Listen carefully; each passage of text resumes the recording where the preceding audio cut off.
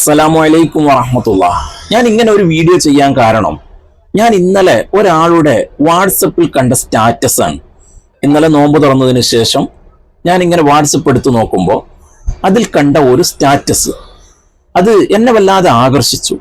അത് നിങ്ങളെയും ഒന്ന് കാണിക്കണമെന്ന് എനിക്ക് തോന്നി. അദ്ദേഹം എഴുതി വെച്ചിട്ടുള്ളതാണ്.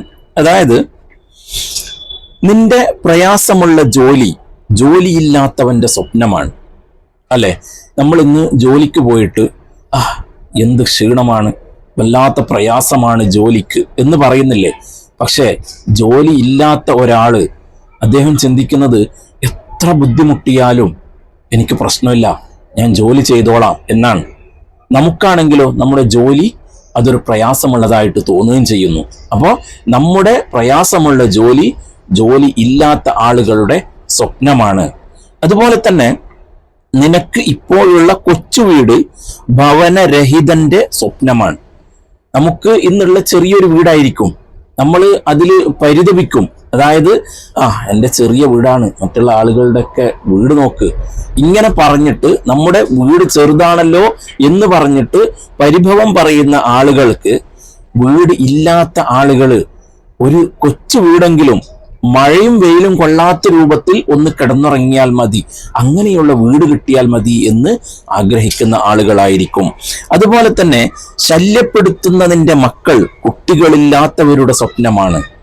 നമ്മുടെ മക്കള് ചിലപ്പോൾ കുരുത്തക്കേട് കളിക്കുമ്പോൾ അല്ലെങ്കിൽ നമ്മെ പ്രയാസപ്പെടുത്തുമ്പോൾ നമ്മളവരെ ശകാരിക്കും, നമ്മളവരെ അടിക്കും, എന്തൊരു പ്രശ്നക്കാരാണ്, എന്തൊരു കുരുത്തം കെട്ട കുട്ടികളാണ് എന്നൊക്കെ നമ്മൾ പറയും. എന്നാൽ ആ കുട്ടികളെ നോക്കിയിട്ട് കുട്ടികളില്ലാത്ത ആളുകൾ വിഷമിക്കുന്നത് നമ്മൾ കാണുന്നുണ്ട്. കുട്ടികളില്ലാത്ത ആളുകൾക്ക് കുട്ടികൾ എന്നുള്ളത് ഒരു സ്വപ്നമാണ്. അതുപോലെ തന്നെ നിന്റെ അല്പസമ്പാദ്യം കടക്കണിയിൽപ്പെട്ടവന്റെ സ്വപ്നമാണ്. നമ്മൾ എന്ന് പറയും, നമുക്ക് വലിയ സമ്പത്തൊന്നുമില്ല, ഇങ്ങനെ ജീവിച്ചു പോകുന്നു എന്നല്ലാതെ. അതിന് റബ്ബിനെ സ്തുതിക്കേണ്ടതാണ്. പക്ഷെ പറയുമ്പോ ഇങ്ങനെ ജീവിച്ചു പോകുന്നു, പണിയുണ്ടാ? പണിയുണ്ട്. എന്നാൽ കടത്തിൽ മുങ്ങിയിരിക്കുന്ന ആളുകൾ അവർ വിചാരിക്കുന്നത് എങ്ങനെയെങ്കിലും ഒന്ന് ഈ കടത്തിൽ നിന്ന് രക്ഷപ്പെട്ടിട്ട് അൽഹംദുലില്ലാ ജീവിച്ചു പോയാൽ മതി എന്നുള്ളതാണ്. അപ്പോൾ നമുക്കുള്ള ഈ ചെറിയ സമ്പാദ്യം കടക്കണിയിൽ കിടക്കുന്ന ആളുകൾക്ക് വലിയൊരു സ്വപ്നമാണ്. അതുപോലെ തന്നെ നിന്റെ ആരോഗ്യമുള്ള ശരീരം രോഗിയുടെ സ്വപ്നമാണ്. നമുക്കിന്ന് അൽഹംദുലില്ലാ ആരോഗ്യമുണ്ട്, അല്ലെ, നമ്മൾ ജോലിക്ക് പോകുന്നുണ്ട്. പക്ഷെ രോഗശയ്യയിൽ കിടക്കുന്ന ആളുകൾ അവർ വിചാരിക്കുന്നത്, എനിക്കൊന്ന് സ്വന്തമായി എഴുന്നേറ്റിരുന്നാൽ മതി, എൻ്റെ പ്രാഥമിക കർത്തവ്യങ്ങൾ എനിക്ക് ചെയ്യാനുള്ള ആ ഒരു ആരോഗ്യം കിട്ടിയാൽ മതി എന്നുള്ളതാണ്. അപ്പോൾ നമ്മുടെ ഈ ആരോഗ്യം രോഗശയ്യയിൽ കിടക്കുന്ന ആളുകളുടെ സ്വപ്നമാണ്. ഇനി നിന്റെ പുഞ്ചിരി വിഷമിക്കുന്ന ആളുകളുടെ സ്വപ്നമാണ്. അല്ലെ, നമ്മൾ ഇന്ന് അൽഹംദുലില്ലാ പുഞ്ചിരിക്കുന്നുണ്ട്. എന്നാൽ വിഷമിച്ചിരിക്കുന്ന ആളുകൾ, ഒരുപാട് കഷ്ടപ്പെട്ട് പുഞ്ചിരിക്കാൻ പോലും മറന്നുപോയ ആളുകൾ, എപ്പോഴും കഷ്ടപ്പാടുകളാണ്, രോഗങ്ങളാണ്, കടമാണ്, ദാരിദ്ര്യമാണ്, ഇതിലൊക്കെ കഷ്ടപ്പെടുന്ന ആളുകൾ അവർ പുഞ്ചിരിക്കാൻ മറന്നുപോയവരാണ്. എന്നാൽ അവര് നമ്മുടെ ഈ പുഞ്ചിരി കാണുമ്പോൾ അവർക്കതൊക്കെ ഒരു സ്വപ്നം മാത്രമാണ്.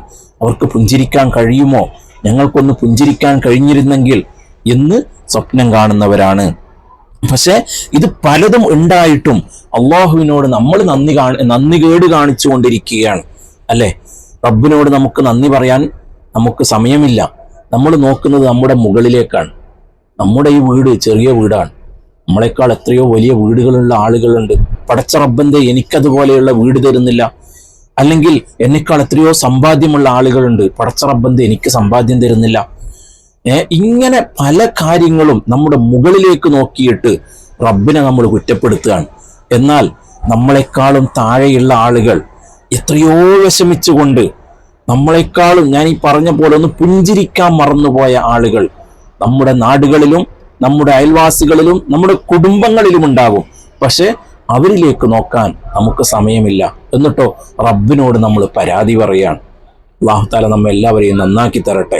ഈ ഒരു പോസ്റ്റ് കണ്ടപ്പോൾ അത് നിങ്ങളിലേക്കൊന്ന് എത്തിക്കണമെന്ന് തോന്നി. നിങ്ങളൊന്ന് ചിന്തിച്ചു നോക്ക്. നമ്മുടെ അവസ്ഥ കേൾക്കുന്ന നിങ്ങളെക്കുറിച്ചല്ല ഞാൻ പറയുന്നത്, എൻ്റെ അവസ്ഥ ഇതുപോലെയല്ലേ? റബ്ബിനോട് പരാതിയല്ലേ? അല്ലാഹു തആല നമ്മെ എല്ലാവരെയും നന്നാക്കി തരട്ടെ. ആമീൻ യാ റബ്ബൽ ആലമീൻ. അസ്സലാമു അലൈക്കും വറഹ്മത്തുള്ളാഹി.